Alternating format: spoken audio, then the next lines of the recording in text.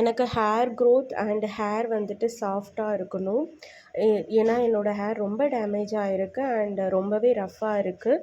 அதுக்கான எஃபர்ட்ஸ் தான் நான் இப்போ எடுத்துகிட்ருக்கேன். நேச்சுரல் வேல ஹெல்த்தியாக ஹேர் கேர் எப்படி பண்ணுறதுன்னு நான் சர்ச் பண்ணும்போது நிறைய பேர் வந்துட்டு ஸ்கேல்பை டேக் கேர் பண்ணிக்கணும் அப்படின்ட்டு மென்ஷன் பண்ணியிருந்தாங்க. அதனால் இன்றைக்கி நான் ஃபர்ஸ்ட் வந்துட்டு ஆயில் ஸ்கேல்பில் ஒரு இடம் விடாமல் நல்லா தேய்ச்சிட்டு அதுக்கப்புறம் 5-10 மினிட்ஸ் கிட்ட மசாஜ் பண்ணேன். அதுக்கப்புறம் வந்துட்டு வாட்டரில் ஃபெனிக்ரிக் சீட்ஸ் அண்ட் கறி லீவ்ஸ் போட்டு நல்லா பாயில் பண்ணிவிட்டு ஒரு சாதம் வடித்த தண்ணி, அதுக்கப்புறம் இந்த நம்ம கொதிக்க வச்ச தண்ணி நல்லா ஊற்றி ஆற வச்சுட்டு அது கூட வந்துட்டு ஷாம்பூ ஆட் பண்ணிவிட்டேன். நான் ரெகுலராக யூஸ் பண்ணுற ஷாம்பூ. அதுக்கப்புறம் ஹேர் வாஷ் எடுத்துக்கிட்டேன். ஹேர் வாஷ் பண்ணும்போது நம்ம ஸ்கேல்ஃப்க்கு தான் வாஷ் பண்ணணும் அப்படின்ற மாதிரி பார்த்துருந்தேன். ஸோ அதே மாதிரி தான் இன்றைக்கி பண்ணேன்.